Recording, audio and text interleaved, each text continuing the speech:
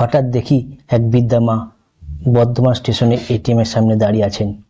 অতৃষি পর বৃদ্ধা, তার শরীর ঝুঁকে গেছে, তার হাতে একটি ব্যাগ আর হাতে একটি মোবাইল ফোন। ব্যাগের ভিতরে কিছু কাগজপত্র দেখা দিচ্ছে। আমি কিছু টাকা তোলার জন্য এটিএম এর রুমে ঢুকতে যাচ্ছি, তখন হঠাৎ ওই বৃদ্ধা মা আমার হাতটা টেনে ধরলেন। ওই বৃদ্ধা মা বললেন, বাবা তুমি টাকা তুলতে যাবে? আমি ভাবলাম গেল কিছু টাকা আমার যায়। তখন বললাম হ্যাঁ বলুন। তিনি আমার ধারণা সম্পূর্ণ মিথ্যা প্রমাণ করে দিয়ে ওই বৃদ্ধা মাটি বললেন, আমাকে কিছু টাকা তুলে দেবে বাবা, আমার টাকার খুব প্রয়োজন, আর আমার এই ঘরে ঢুকতে খুব ভয় করে। আমি বললাম ঠিক আছে চলুন, আমি যাচ্ছি। তখন ওই বৃদ্ধা মা বললেন, না বাবা, আমি ওই ঠান্ডা ঘরে যেতে পারবো না, তুমি গিয়ে তুলে এনে দাও, আমি বাইরে দাঁড়াচ্ছি। এই এটিএম কার্ডটা নাও, পিন নম্বরটা হলো 1357। আমি তো খুব অবাক হলাম। আমি বললাম, ও ঠাকুমা, এইভাবে কেউ কোনোদিন এটিএম পিন নাম্বার বলে দেয়? আর কখনো কাউকে এই নাম্বার বলবেন না। তখন ওই মাটি বললেন, তাতে কি হবে বাবা, তুমি কি আমার টাকা তুলে নেবে? না, তা করব না। তাহলে বলুন কত টাকা তুলতে হবে? তখন ওই বৃদ্ধা মাটি বলল, 9,000 টাকা তুলে দাও বাবা। তখন আমার দুষ্টু বুদ্ধি খেলে গেল, তাই আমি 9,000 করে তুললাম 3 বার। তার মানে মোট 27,000 টাকা আমি তুললাম, আর আমার নিজের অ্যাকাউন্ট থেকে আমি 2,000 টাকা তুললাম। আর ভাবলাম 9,000 টাকায় ওই বৃদ্ধা মাকে দিয়ে দেবো, আর 18,000 টাকা আর আমার 2,000 টাকা, টোটাল 20,000 টাকা আমার কাছে থাকবে। ভাবলাম একবার নিলে কি আর পাপ হবে, এমন কাজ তো আর কোনোদিন করিনি, কিন্তু আজ এই সুযোগ আর হাতছাড়া করতে পারলাম না। এই টাকা দিয়ে বাবার অপারেশনটা হয়ে যাবে। টাকার অভাবে বহুদিন থেকে অপারেশনটা করানো যাচ্ছে না, তাই ওই টাকা দিয়েই অপারেশন করলে বাবা সুস্থ হয়ে উঠবে, বাবা আবার হাঁটতে পারবে। গরিবে কি সব সময় ন্যায় নীতি দেখলে চলে নাকি? তাই এটিএম থেকে বাইরে এলাম, 9,000 টাকা বৃদ্ধার হাতে বাড়িয়ে দিয়ে বললাম, এই নিন ঠাকুমা, আপনার 9,000 টাকা। বৃদ্ধা মাটি মৃদু হেসে টাকাটা নিলেন, আর বৃদ্ধা মাকে এটিএম কার্ডটা ফেরত দিলাম।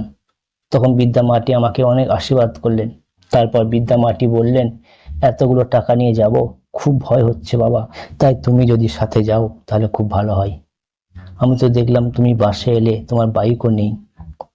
একটু দূরে সামনে একটা ক্লাব ঘর আছে, তার উপর তলায় আমি থাকি, আর নিচের তলায় ক্লাব ঘর।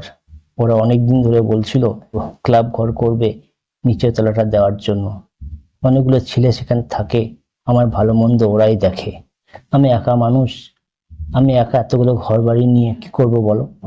দেখো ওই সামনে দাঁড়িয়ে আছে একটা টোটো, ওকে ডাকো।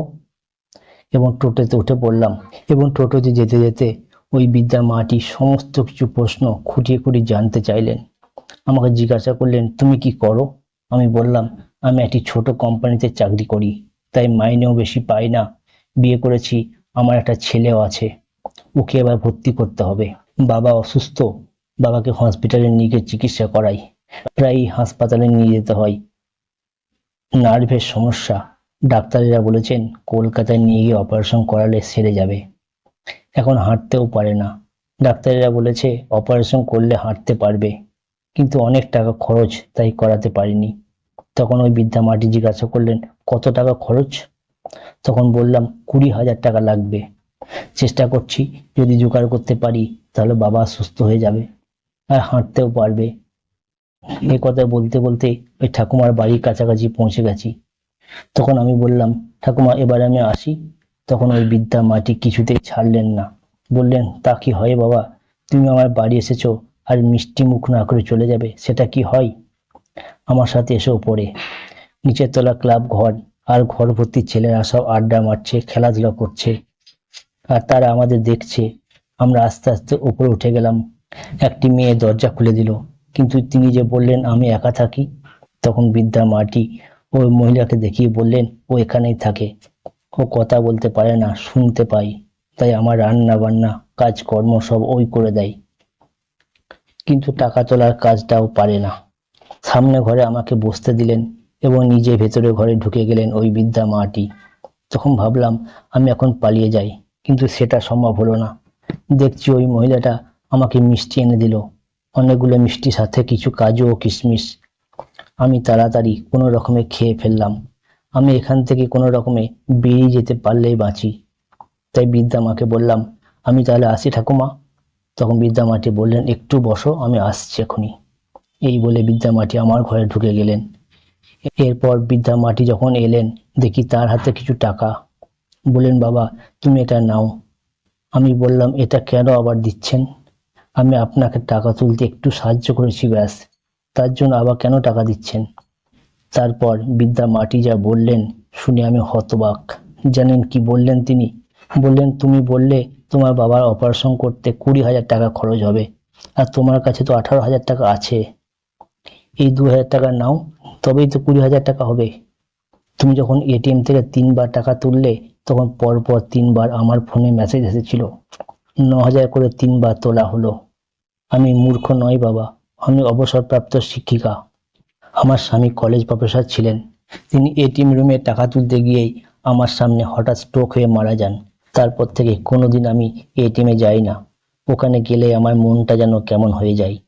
এই ঠান্ডা ঘরে চিরঘুমে চলে গেছিল আমার জীবন সাথী। তোমাকে এনেছিলাম তোমার কাছ থেকে টাকাটা আদায় করব, আর তোমাকে বুঝিয়ে দেব তুমি কত বড় অন্যায় করেছো। ক্লাবের ছেলেরা বললে ওরাই তোমার টাকাটা আদায় করে দিত, কিন্তু যখন শুনলাম কেন তুমি চুরি করেছো, তোমার চুরি করার উদ্দেশ্য কি, তখন বুঝলাম তুমি চোর নও। তুমি তোমার বাবাকে ভীষণ ভালোবাসো। যে সন্তান টাকা চুরি করে বাবার চিকিৎসার জন্য, সে আর যাই হোক চোর হতে পারে না। সে হলো অসহায় অপারক সন্তান, যে বাবাকে এত ভালোবাসে যে ইচ্ছা করলেও বাবার চিকিৎসা করাতে পারে না। তখন আমি ভীষণ লজ্জিত হয়ে ওই বৃদ্ধা মাটির পায়ের কাছে ওই টাকাগুলি রেখে তার পা দুটি জড়িয়ে ধরে বললাম, মা আমাকে এই জীবনের মতো ক্ষমা করে দিন, আমি খুব বড় অন্যায় করে ফেলেছি, কোনো দিন আর করব না। উনি আমাকে তুলে বুকে জড়িয়ে ধরলেন। তখন আমার দু চোখ দিয়ে জল গড়িয়ে পড়ল। তখন চোখের জল মুছিয়ে দিয়ে বললেন, এখন যাও, বাবাকে সুস্থ করে তোলো, আর যদি টাকার প্রয়োজন হয় আমাকে বলো। এই মাতৃসম মহিলার মাতৃস্নেহে স্নান করে শপথ নিলাম, জীবনে আর কোনোদিন অন্যায় করব না। তো বন্ধুরা, এই ছিল আজকের গল্প। তা কেমন লাগলো অবশ্যই আপনারা কমেন্ট করে জানাবেন। শেষ পর্যন্ত সাথে থাকার জন্য আপনাদের অনেক ধন্যবাদ, এবং সবার শেষে বলি, ভালো থাকুন, অপরকেও ভালো রাখুন। নমস্কার বন্ধুরা।